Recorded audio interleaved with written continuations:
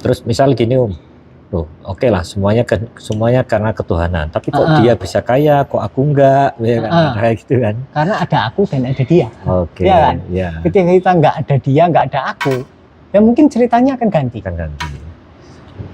Pasti ganti. Ya, ya. Karena tidak ada cerita yang itu permanen. Orang kaya nggak selamanya kaya, orang miskin nggak selamanya miskin. Kecuali kalau kalian sedang mengalami momen kemiskinan, terus kalian melawan, miskinnya pasti tambah lagi. Jadi itu gara-gara ketegangan perlawanan kalian sendiri. Kalau kalian santai, kalian biarkan, itu lewat dengan sendirinya. Dan kebanyakan kejadian itu lewat pas ketika kalian sudah biarin, sudah amat, itu nggak lama lewat. Tapi begitu kalian terlibat dalam usaha, tahu sendiri ya. Iya. Nah itu intinya ya sama, tiada kekuatan apapun selain daya ketuhanan, ya kan? Kalau di Islam apa? Lafadznya apa?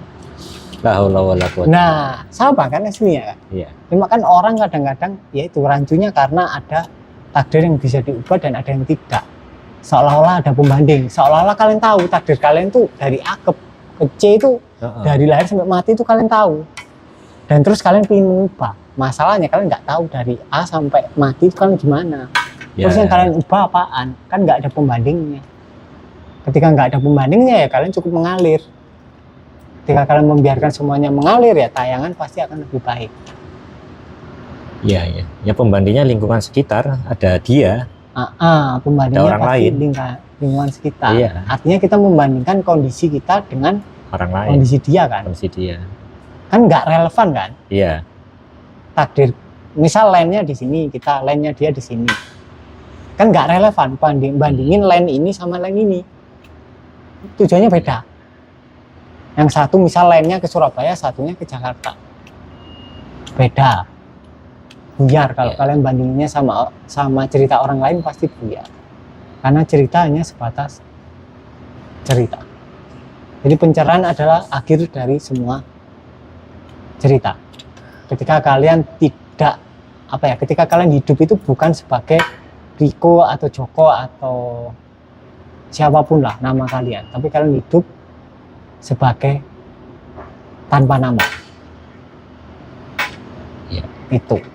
Jadi kalian perlu praktek, nanti kalian akan tahu yang dimaksud dengan tidak ada pilihan dan tidak ada free will. Karena aslinya tidak pernah ada pilihan dan tidak pernah ada free will. Iya. Jadi kalau di seminar Letting In itu kan tagline-nya percaya penuh semesta. Ya sebenarnya seperti ini ya. Sebetulnya seperti itu. Cuma kan kadang kita karena saking kuatnya ya perlu beberapa latihan mungkin ya. Karena ini yang bikin semuanya kelihatan susah itu karena kita dari kecil didogmakan. Entah di semua tradisi kepercayaan lah, kita didogmakan ada takdir yang bisa diubah dan ada yang tidak. Iya. Dan selama ini cuma tradisi tantra saja. Setahu gua hanya tradisi tantra dan Zen. Kalau Buddha masih ya? Buddha masih ada yang diubah dan ada yang tidak. Tapi kemungkinan itu hasil dari tradisi bukan dari ajaran Buddhanya. Jadi setauku yang murni soal takdir itu adalah Zen sama tantra. Jadi di Zen sama tantra itu jelas, cerita itu nggak ada. Di tantra itu takdir udah selesai, udah ditulis, kalian nggak perlu ngapa-ngapain, dinikmati. Jadi kalau di Islam kan ada Lauhul Mahfuz, di India ada Akashic Record, Akasha itu sama sebenarnya. Sama, tapi rancunya karena kayak ego manusia sendiri. Iya. Ditambahi, ada yang bisa diubah. Iya, sama berusaha mendownload data yang di sana. Padahal nggak perlu. Ngapain kalian download? Pasti dilewatin sebenarnya. Pasti dilewatin kan. Semuanya pasti lewat. Dan ego kalian pasti nggak bisa tahu. Pasti salah. Jadi orang menderita itu karena dia sebenarnya setengah-setengah. Kalau kalian intinya jangan setengah-setengah. Kalau kalian memang mau apa? Jadi ada dua pilihan teknik. Kalian mau pakai teknik yang takdir adalah lembar kosong atau yang sudah ditulis sepenuhnya. Kalau kalian mau pakai lembar kosong ya lembar kosong. Jadi nggak ada takdir. Kalian bebas berkreasi. Tapi kalau kalian mau pakai konsep takdir, ya pakailah konsep yang tidak bisa diubah. Jadi kalian relax. Iya. Nah, tujuan dari takdir yang kosong adalah ketika kalian benar-benar memahami kalau takdir kosong, kalian akan berusaha sangat-sangat keras. Oke? Nggak setengah-setengah. Ketika kalian berusaha sangat keras, kalian akan suatu ketika kalian akan capek. Ketika capek, kalian nyerah. Hasilnya adalah hasil awal dari kalian percaya takdir itu udah selesai. Itu bisa 3 hari 3 malam nulis kertasnya itu kalau dikasih kesempatan kayak gitu. Kertasnya iya lama. Nyontek punya sebelahnya loh, kok ini kok menarik, ditulis lagi gak ada habisnya. Nah itu. Jadi jangan setengah-setengah. Kalau kalian memang mau terjun ke dalam kesadaran, ya jangan setengah-setengah.